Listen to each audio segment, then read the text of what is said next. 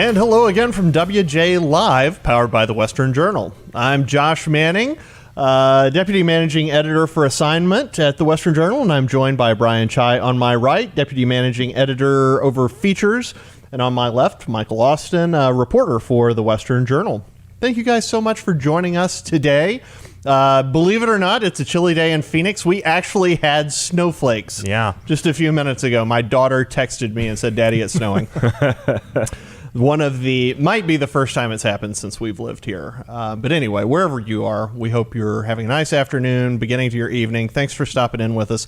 We'll be talking about a number of different topics today, and I want to lead off with an op-ed that Governor Mike Huckabee will have published here in the Western Journal. If it's not on westernjournal.com yet, it's going to be there before the day is out.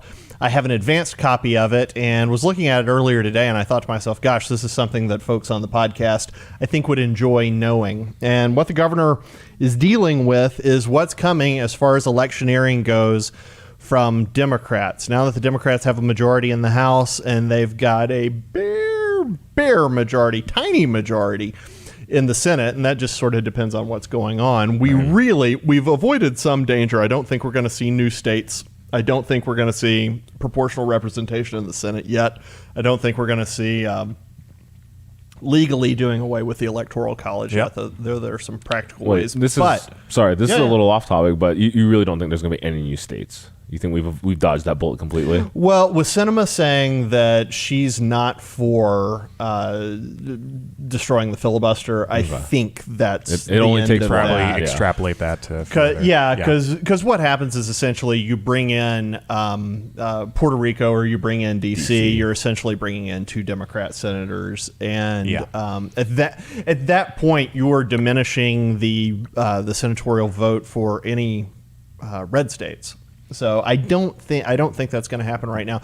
That was what I thought. We've talked about this in the newsroom. That was the kind of thing I thought that was going to lead to some really serious cataclysmic issues in the union. That was the thing I was afraid that actually might tear the union apart, as if we started seeing moves like that. Anyway, doesn't look like we're going to see those yet. But the Democrats are wanting to institutionalize the voting tricks that they used this time around. Now, back in 2018, they did this in California. It worked super well for them. Republicans, like Republicans are, stupidly watched it and didn't decide to defend against it, and so they rolled out what they did in California in 18. They rolled it out in 20, and so we have Joe Biden in office. So anyway, back to Huck. You'll forgive me if I read a few passages here, but this is excellent information about House Resolution 1, H.R. 1. It is the very first thing that Nancy Pelosi's House is taking up, and it's the first thing for a reason. It's the thing that they know if they get this through, this is going to essentially guarantee them majorities for years and years and years to come. I am quoting from Governor Huckabee now. House Democrats are already trying to codify all the voting irregularities that Rand Paul has talked about, essentially to make it impossible to verify future elections. Everything to raise cheating to an art form is here in H.R. 1. Now, Democrats call it the Democracy Restoration Act of 2021. I love that because the implication then is that democracy was suspended in 2020, which a lot of conservatives would argue is what happened. Populist press describes it as the bill that will destroy America. The bill essentially requires every state to do away with their own rules for elections. Now, the Constitution vests creation of those rules in the states, not in the federal government, but this bill would essentially do away with that. No state gets to require more than the last 4 digits of a social security number. Every state must accept internet-only registration, including the signature. Every state must have automatic registration to vote, motor voter, unless the individual specifically declines it. So you become a registered voter unless you say, I don't want to be a registered voter. Every state, I love this, every state has to allow 16-year-olds to go ahead and register to vote, though the state won't have to let them vote until they're 18, presumably. All states must allow anyone to register the same day as the election. It goes on and on. All states must have a period of early voting. All states must participate in uniform absentee balloting. This is nationwide mail-in voting. A state may not require an individual to provide any form of identification as a condition of obtaining an absentee ballot other than just a signature or similar affirmation. That's and a big red flag right there. It goes on and on. And I could keep reading this again. Yeah. If you're interested in this, how dangerous this is, how damaging it is. When you wrap with WJ Live, go over to westernjournal.com. We will have Governor Huckabee's full piece dealing with this. But that's exactly right. That's an enormous red flag. So there's several things in there. Michael, just off the top of your head, listening to that, what pops into your mind? Well, there's lots of forms of mail-in voting, and I was hoping that there'd be some sort of thing that said like, yeah, well, it's going to be absentee voting. You'll still need, certain identification. There'll be a verification process required. And with that last little sentence that you said there, makes it clear that all they require is a signature. Yep. That's just signature, a signature. And it's an online signature, right? Like that. Which is, so I'm picturing everybody signing with a mouse that would be completely illegible, untraceable. I don't know about you guys, but every time I've had to do an online signature, it looks nothing like my actual signature at all. Right. Yeah. They're destroying verification. Yeah, and people need to realize there's a huge difference between like verified, absentee balloting, where you have to solicit a vote and then get it in the mail. There's a difference between that and then universal mail-in voting, where they just send it out to everybody.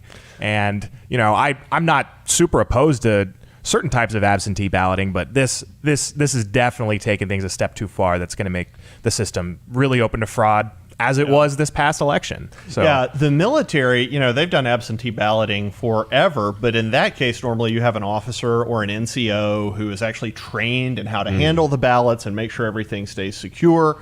That clearly, based on video that we've just seen from 2020, that didn't happen. There's no reason to think that it would happen going forward. What do you think, Brian? The first thing that crosses my mind is the gall of the Democrats. I mean, whatever you think happened in 2020, whether you think it was completely legit, completely stolen, anywhere on that spectrum, there's doubt. There's no mandate here. Yeah. There's no mandate. Yeah. And for the Democrats, I mean, this is so tone deaf to me, which is very fitting with politicians today, but the tone deafness of Democrats who think that this is somehow the right time to push something like this is just mind-boggling to me. I genuinely think that, and if anything, this almost adds credence to people who do think the election was stolen, because it's like, well, if it worked this well this time, let's ramp it up. Let's have it even more widespread. And it just seems like such a... There might be like a kernel of a good idea somewhere in this that might be worth exploring one day. The way it's currently packaged, the timing of it, all that's wrong right now, and it's just mind blowing to me that. And Democrats it reminds me of the idea that like the Democrats and the left in general, they're just trying to make it seem as though universal mail-in voting is no problem at all, and they're obfuscating facts and they're hiding the truth. And like, the story just came out this past week that Jeff Bezos, he said he did not want his workers voting by mail on unionization, because he was afraid of mail-in voting. Good gosh, it's like it's not secure. But oh my gracious! After he said that, I don't remember who it was, but a reporter just basically said, Jeff Bezos opposed mail-in voting. He thought it was open to fraud, and then Twitter censored that tweet and said it was, missing important information. Like it's like lightning bolts from the sky. He thinks it's open to fraud. A lot of us on the right think it's open to fraud. There's reasonable people on the left that believe that as well. So it's just they can pretend all they want, but. It's obviously open to fraud. Fraud can be committed almost anywhere in all kinds of circumstances. That's an enormous part of the infrastructure of society is designed to keep fraud from happening. And you're exactly right. I mean, mailing out millions of ballots. The piece goes on to say that the canvassing is allowed, or harvesting is allowed, pardon me. So you can go out and you can just pull in as many ballots as you want. Presumably, you could take blank ballots to people, have them fill those out, you bring them back in. Now, the bill says you can't provide compensation for the person harvesting the ballots. Well, okay, that's kind of nice. You know what it doesn't say? That you can't provide compensation for the person voting. Wow. So here, I got 3 ballots for you and a carton of Lucky Strikes. Yeah. Let's make a trade. Yeah. And we can see that happening all day long. And this is not the left. Democrats are so hypocritical on this. The best example, I love the Bezos example. I love the Amazon Union example. The other fantastic example that I love is when the DNC rolls around and they require photo ID for everyone to get in. Yeah, but that's supposed to be racist. That is supposed to be racist. Yeah, I mean, to be fair, that does seem to just almost at this point in 2021, the left just defaults to that. Racist? Yeah, sure. Unless like you said, unless it's, to make sure. That was the entire argument against Trump. That was the argument against Trump in its entirety. Yeah. It's just one of those things where I think this system would work if every human being on the face of the planet had integrity and was honest and truthful, which is kind of a wild leap for Democrats to take. It blows my mind that's essentially what they're saying, right? Like, for this to work, you have to be operating under the assumption that every single person in the United States has integrity, is honorable, follows the rules. That's the only way this thing can work. They are operating under that assumption, which is mind-blowing. I think they would. I don't know that they would claim they're doing that. Depending on how you look at it, that's what they're doing. A favorable assessment is that that's what they're doing. I think in reality what they're doing is incredibly calculated and Machiavellian, and they know that it will be nothing but fraud. But they also know that Republicans conservatives certainly have more respect for the rule of law. They're less likely to cheat. They're more likely to do the right thing, and they're more likely to sit by and let this happen.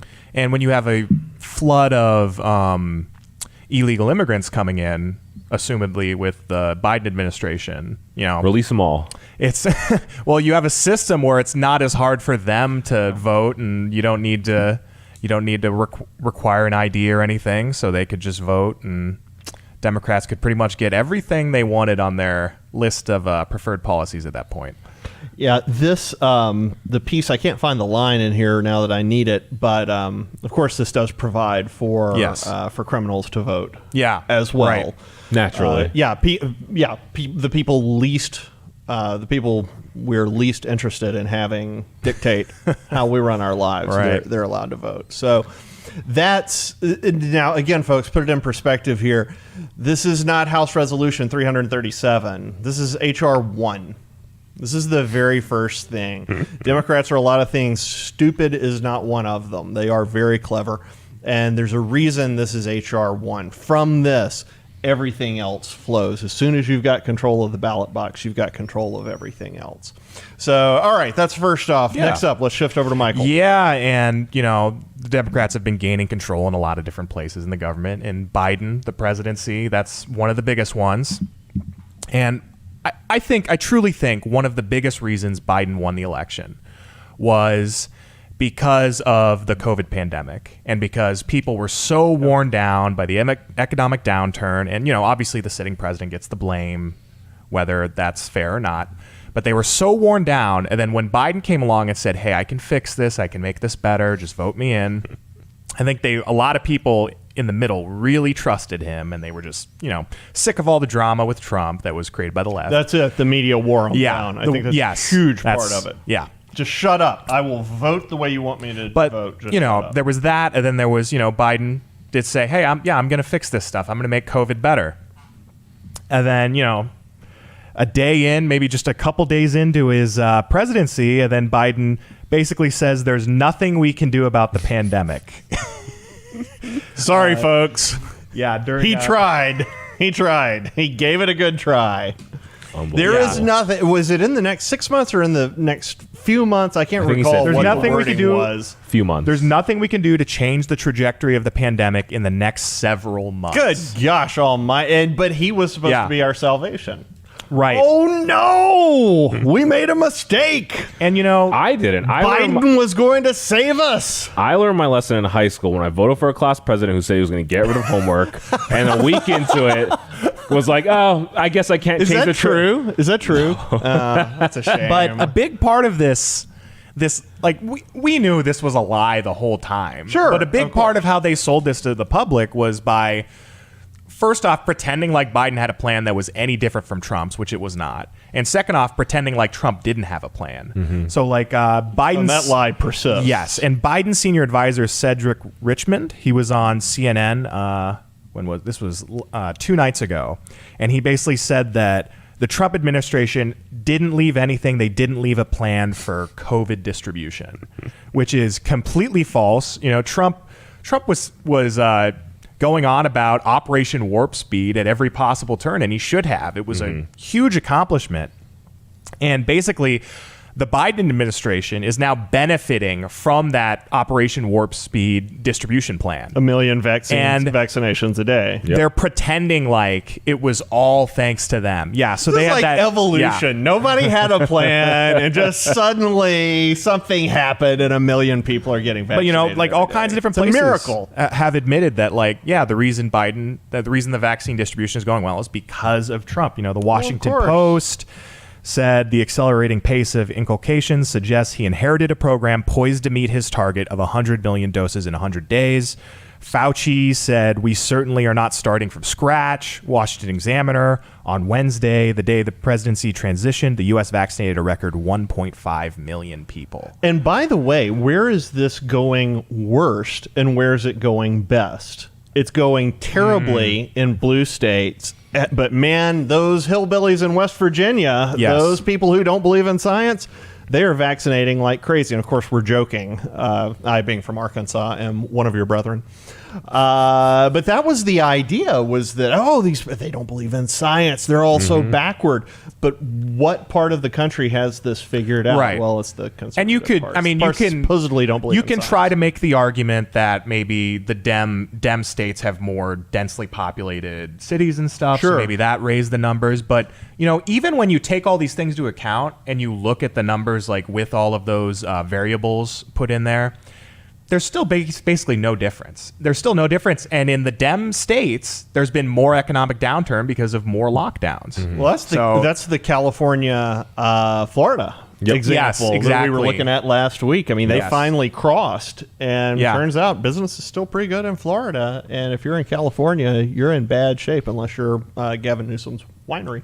Yeah. So why do you think so many people were fooled by Biden on all this COVID stuff? Do you think it's just, you know, the media obfuscating and just not letting people kind of be able to analyze Trump's plan versus Biden's plan in a really transparent way? I think it is some of that. Yeah. I also believe, like Josh mentioned earlier, a big part of that is just the media narrative. Yeah.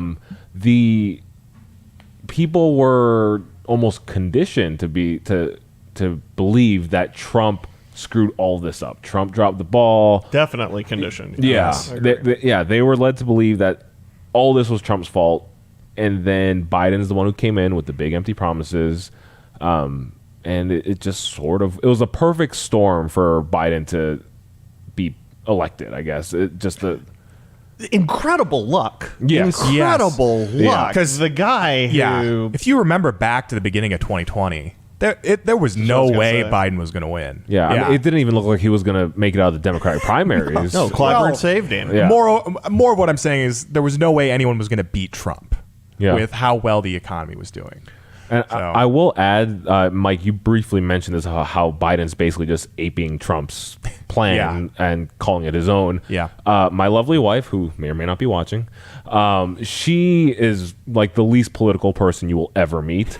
I had the news on, and they showed a graphic of Biden's plan, his multi-step plan, and my wife, with no political prowess, like kind of just blurted out, "That's Trump's plan." Yeah. And I was like, wow, if my wife can recognize that's not a great sign for Biden.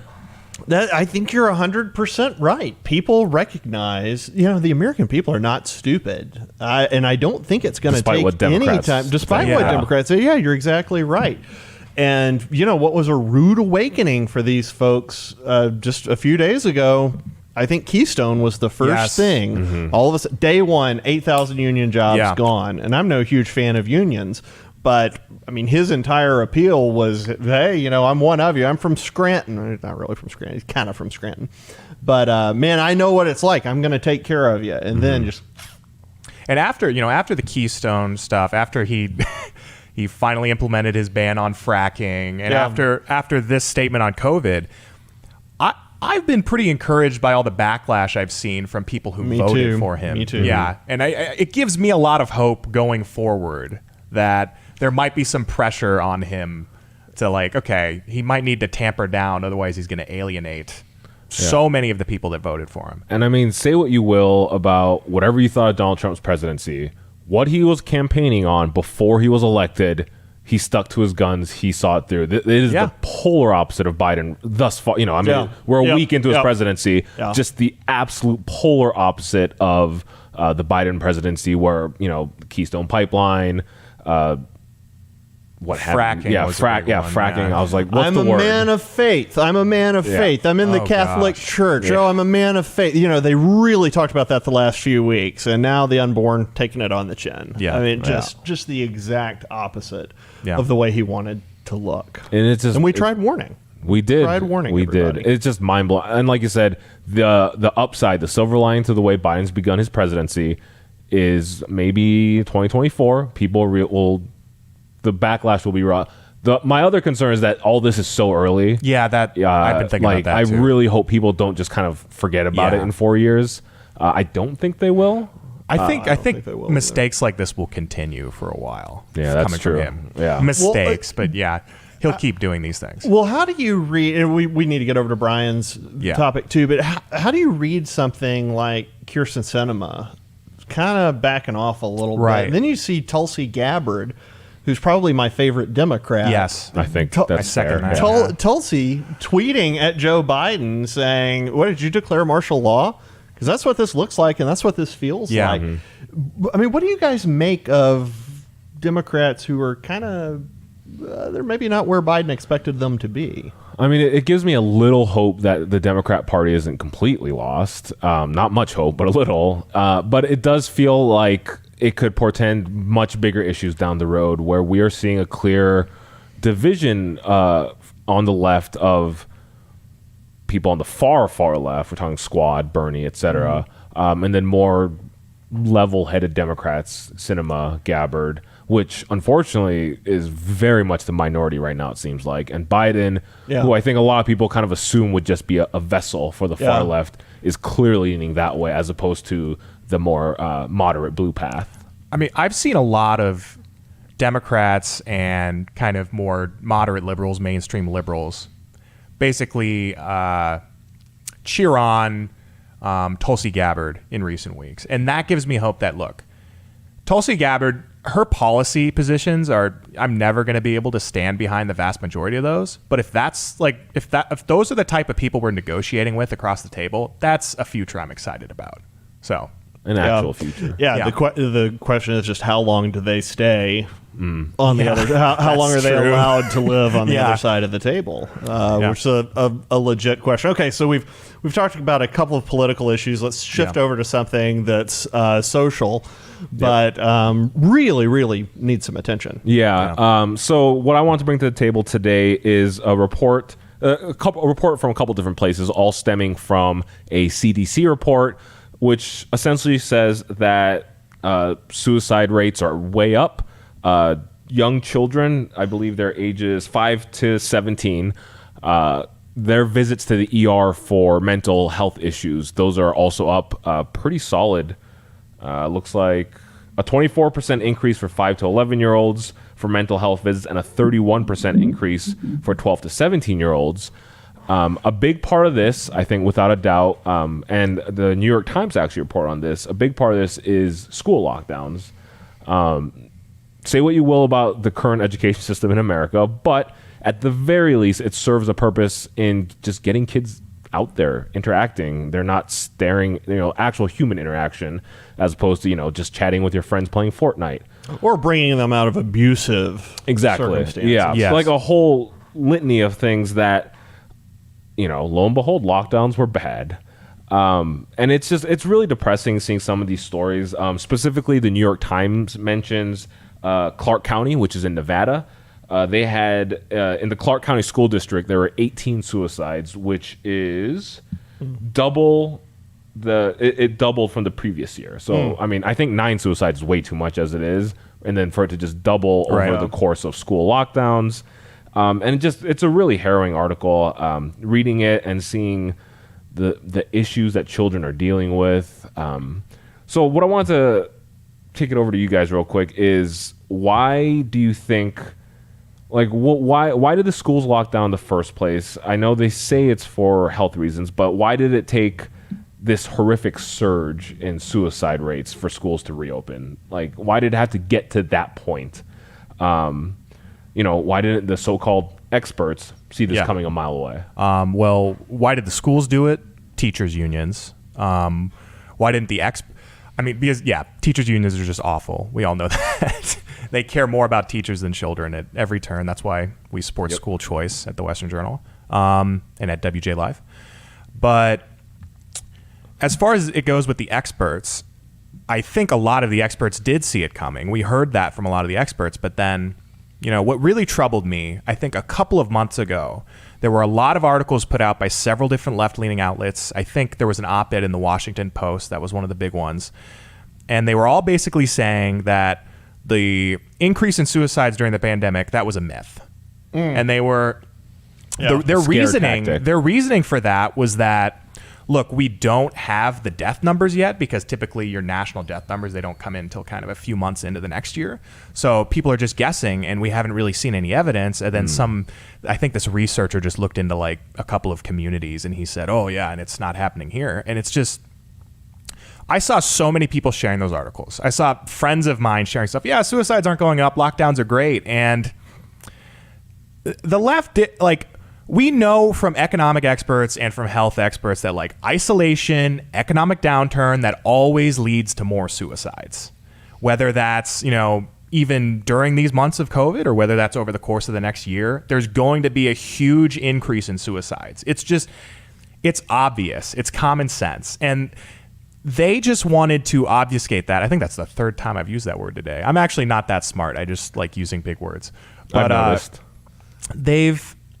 The narrative was better for the suicide thing to not be a problem. So then they tried to make it go away. And it's sickening, because this is obvious. Yeah. And I think it stands in the way of an attempt to gain control, right? The entire point of the lockdowns. So on the surface, the point is to slow the spread. Remember 15 days to slow the spread? Oh my gosh. That was a great 15 days. 15 days to slow the spread. I'm slurring when I say it. It's so ridiculous. And then the lockdowns got extended. And then you see people like Gavin Newsom and Gretchen Whitmer. They get into this, and it becomes, I think, an exercise in personal power and being able to show the plebs and the proletariat that they're the ones who are in charge. And so any idea that got in the way of that ran counter to their being able to exercise power in whatever form or whatever way they wanted to, I think that was just naturally dismissed. I have long contended, I think it's going to be very interesting to see in about 30 years what these kids are like. I have long contended that the less time you spend in the public education system in America, the better off you are. I hear the arguments about socialization and those things.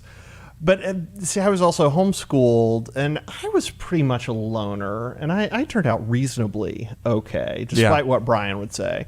And so I don't know about that. I don't know. I do think there's an enormous issue probably with abuse and maltreatment. And another interesting thing to think about is in the past, it may be that it was really easier to identify when that was going on, when you didn't have schools that provided meals all the time, all this time away from these families. It might have actually been easier to identify when these kids were in trouble.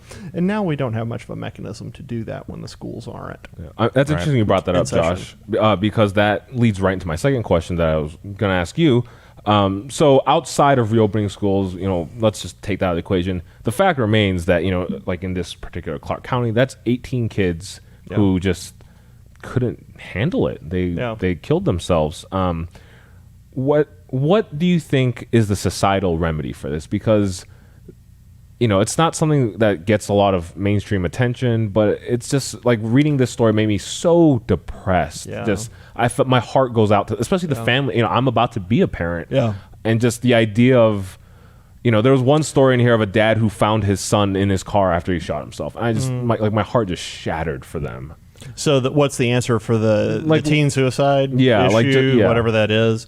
I mean, obviously, the three of us would agree the ultimate issue there is Christ. The ultimate issue is salvation, the problem of sin. The heart of the problem is the problem of the heart. Push that off to the side. I think probably the biggest issue is that there's, for kids anyway, I think there's maybe not very much to strive for anymore. There are no wars to win. There's nothing left to conquer. You don't really have to have a mate. All you have to have is an internet connection. You have, and this is not even a political statement, it's just sort of true. You have government welfare, so you don't really have to worry. If I can't make it in life, Government will bail me out. I can get by. Yeah. And that's no way for a human being to live. We're not meant, that's the equivalent of being caged. Yeah, especially not in America. That's like the antithesis of the American dream. Right. We're not meant to live like that. And so if there's nothing kind of either pushing you forward or drawing you forward, drawing you out, what really is the point of living at that point? Yeah. And, suicide, I think research has shown that suicide is more of a phenomenon among the privileged rather than like oppressed classes. Makes perfect sense. Yeah, so it makes perfect sense. Follows through with what you're saying. I watch my kids, and my wife and I try not to be the parents who give them everything. We really try not to do that.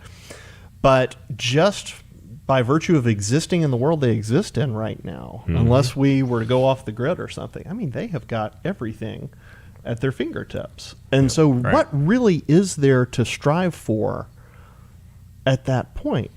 What's left? And so if you're not teaching them that there's more to life than just materialism, that there is a spiritual component to life, and that there is bettering yourself, and that there is learning about virtue and bettering your mind, if you're not teaching them about that and to value those things, then what really is left? You have to say, at the end of the day, if you don't have the joy, I think, that comes with Christ, at the end of the day, you have to say not existing is better than existing, because at least in not existing, there's no pain. And I think that's probably the conclusion that these kids are coming to, and it's tragic. It really stresses the dangers, honestly, of America's move away from Christ. It's just, you go to an internet message board, which obviously that's a cesspool, but you go places like that and you see people calling the Bible, a Bronze Age fairy tale or whatever, and just like the dismissiveness of it all, and it's sad. And an arrogant and uninformed dismissiveness too. It's one thing if you're going to argue with sort of interesting, well-read people, but a lot of what hangs out there is just really pseudo-philosophy. And that's what kids have infinite access to. Right. They have infinite access to, and because of the way the school system is set up, and because a lot of parents have abdicated their responsibility, the kids don't have the ability to process that and understand it and sort of fit it into a worldview. And that is very dangerous. But that is one of the reasons the Western Journal exists. We are here to provide truthful coverage of the news and what's going on in the world, and actually kind of package it for you in a way that applies to Christians, that applies to conservatives, that applies to people who love the country and want to see America move forward. So that's what the Western Journal does. The Western Journal powers WJ Live, which is what you've just been watching. Thank you for joining us this afternoon. We are here every Monday through Friday at 5 p.m. Eastern, 2 p.m. Pacific. When you're watching on YouTube, be sure to click subscribe. And after you click subscribe, you'll be able to click the little bell off to the side. That bell is going to make sure that you get notified when we go live. No more shadow banning that way. Also, if you feel inclined to support us in ways other than viewing, go to westernjournal.com/join. westernjournal.com/slurring multiple. I promise I haven't had anything to drink in the last 30 minutes It's a or Monday. so. And but you can go there, and there are multiple ways you can support us there. We thank you for sticking with us. We thank you for your support. Thank you for fighting for the country the way you do. We feel like we're brothers in arms, and we're so glad to have you here. We hope we get to see you tomorrow too. Thanks, and have a great night. I mean, if you learned anything from the Obama years and the way that Trump kind of rose on that, I'm an outsider, I am with America, with mainstream America, with middle America, against celebrity and against media and against the people in power, that message resonated because people were sick of the slobbering love affair that was had with Barack Obama. And I think they're going to get sick of it far more quickly when it comes to Biden. Half of America is already sick of it.